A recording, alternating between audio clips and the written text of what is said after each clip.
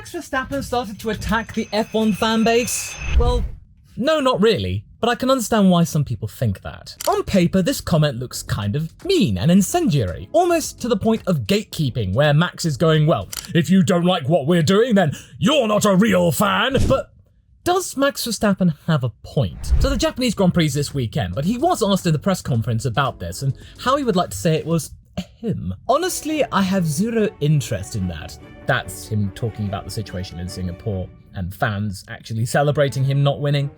For me, it was just we got beaten in a very clear way.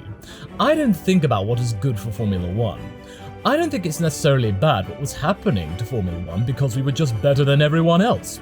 And if people can't appreciate that, then you're not a real fan. What I think Max is trying to say is that really, in terms of winning a race, you should be winning it on merit. They got beaten because somebody else had a better car. End of. That seems to be true. And in a way, willing ill will towards anyone else doesn't really make you a good Formula 1 fan, really. It just makes toxicity spread about. And do we really want more of that? I'm kind of sick and tired of the toxicity.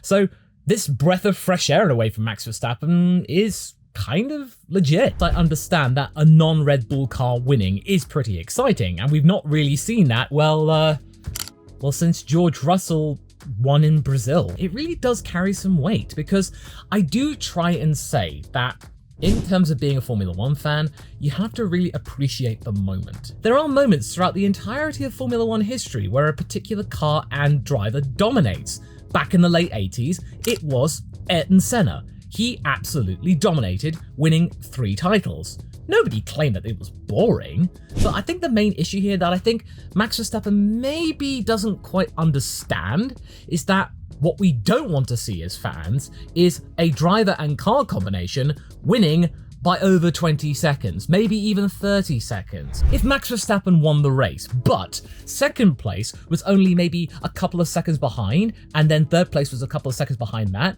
like we got at Marina Bay, then that's exciting. It would be fine if Max won, because it would have gone right down to the wire, instead of him just pootling off after 15 laps, never seeing him again, and basically focusing on the rest of the grid just to try and get some entertainment out of it. That's the issue right here. And I don't think it's the main issue about why people may be switching off Formula 1. You know, there are other issues, but I'll talk about that more in a moment. That's what I saw during the Ferrari period of domination. That was the thing that really got people down. And the big advantage that we do have today is that we have other means to entertain ourselves within the world of Formula 1. We've got video games, we've got social media, so I can talk to you about this right now quite easily. We've got other examples of media, we got news, we got coverage, we got videos, on-demand highlights, all of that stuff. When I was watching the Ferrari dominance, which admittedly I did enjoy because I was a Ferrari and Michael Schumacher fan, you had the TV and maybe the radio, and that's it. Maybe you might have had digital TV, but that was behind a paywall, and that's a whole other kettle of fish as to why maybe Formula 1 might be dwindling, because people don't want to be spending £33 a month sometimes to be watching Formula 1 when it's a little bit dull. They'd be cancelling their subscriptions. This is why we really need to have live, free-to-air coverage of Formula 1 again. It should be protected like the Olympics is, like the World Cup.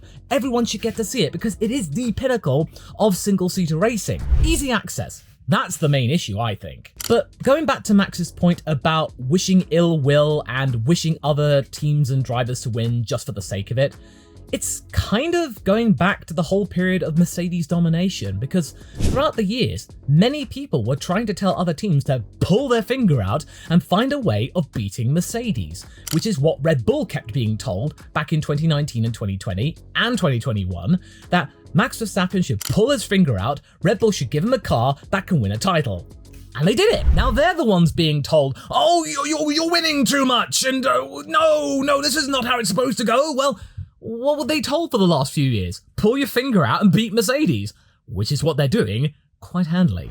But the difference here is that Red Bull were able to close the gap, and 2021, whatever you think of the ending, was pretty spicy. But the main issue throughout this period of domination is like what we saw in 2014 and 2015 with Mercedes. Nobody could really catch up. No one was really close. And throughout 2022, no one was really close after Paul Ricard. After that, Red Bull just swaned off, Ferrari were floundering, Charles Leclerc had lost his groove, and then in 2023, it was even bigger. With the whole situation with Mercedes asking for the ride height to be increased because of the porpoising thing, which they hoped that it would actually solve their problems, it made it worse. And then nobody could catch up to Red Bull. Now we found out the Achilles heel that the ride height is indeed a problem with the Red Bull car. Other teams can catch up, and they are catching up. McLaren at the moment, their rise to prominence after a really dire Bahrain is incredible. There are other narratives to be had here, but what we really need right now is Red Bull being challenged. Catch up. Come up with ways to beat Red Bull instead of complaining about it, which is what other people are kind of doing, like you, Toto.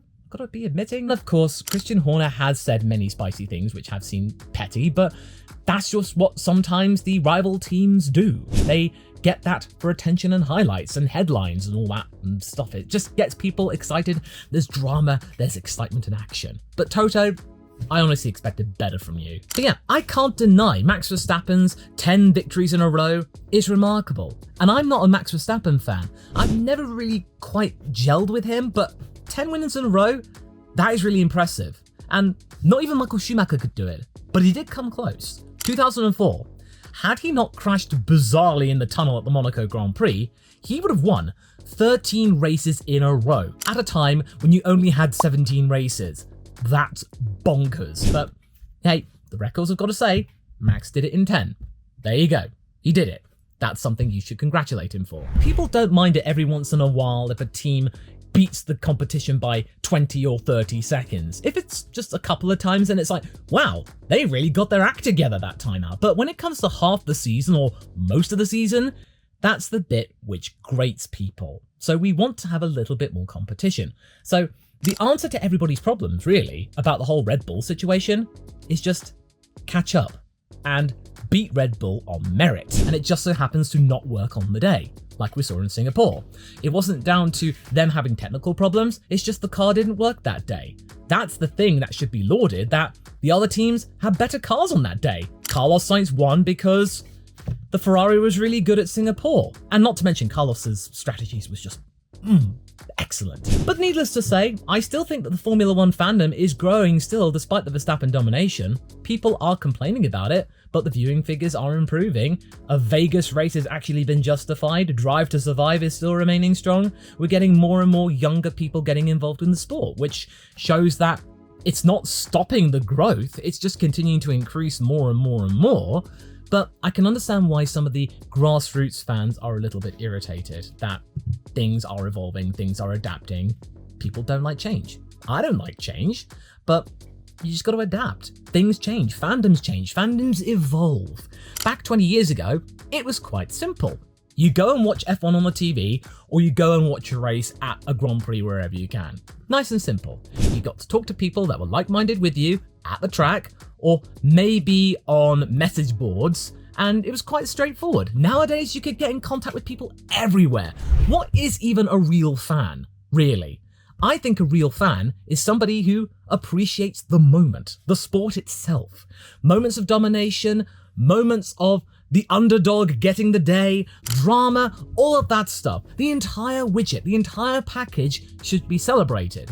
And to wish ill will upon a certain driver, that's not cool. I'm guilty of this. Back in the day when Mika Hakkinen was dominating, I didn't want Mika Hakkinen to win because I was a Michael Schumacher fan. And that was really bad of me. I should have been appreciating the fact that Mika Hakkinen, the flying Finn in that McLaren, was doing wonders. And Michael Schumacher simply could not get on top of him.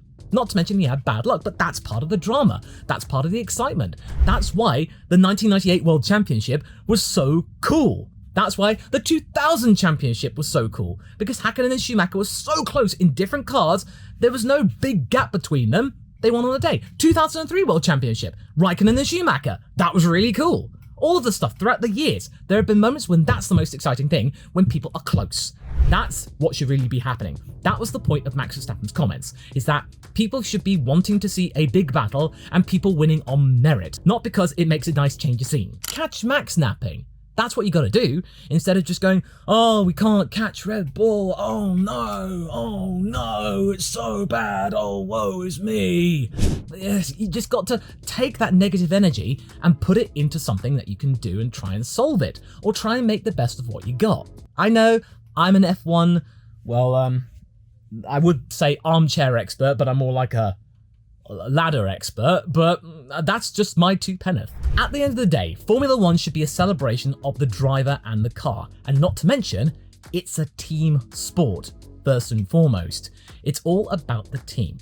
Yes, the Constructors' Championship is not as sexy as the Drivers' title, but throughout all of the teams, that's what they're gunning for. The Drivers' title actually is relatively second place because they're a driver, they can leave at any time. The team though, that's permanent. Red Bull, getting their second Constructors' title in a row in this new regulation change, that's big news for them. That's the thing that they really want. That's why in 2021, when they didn't get that, that's what stung more. Yes, I know what you're going to say about 2021 Red Bull. Yes, they breached the cost cap that year, but they've still managed to actually be the best despite the limited ATR time and the wind tunnel time, and the fact that everybody complied in 2022 means that it actually worked to some degree, but I still think that the cost cap punishment should be a little bit more enhanced to try and make it even more undesirable to actually break the cost cap, even if you really want to and try and get the upper hand and then just take the consequences later. Like how some drivers don't really care about the 5-second time penalty and then just gun it off into the distance and then hope for the best. Max's comments, yes, they're a little feisty, but they're kind of true. You should just enjoy the sport. And for the teams, just catch up. Don't whinge about it. Just catch up. Do what you pay people to do. Come up with some cool parts that make the car go faster. But what's also another feisty idea, which is kind of over the top, is the idea about Lewis Hamilton not joining Mercedes when he did. You can go and watch this video next to find out what could have possibly happened.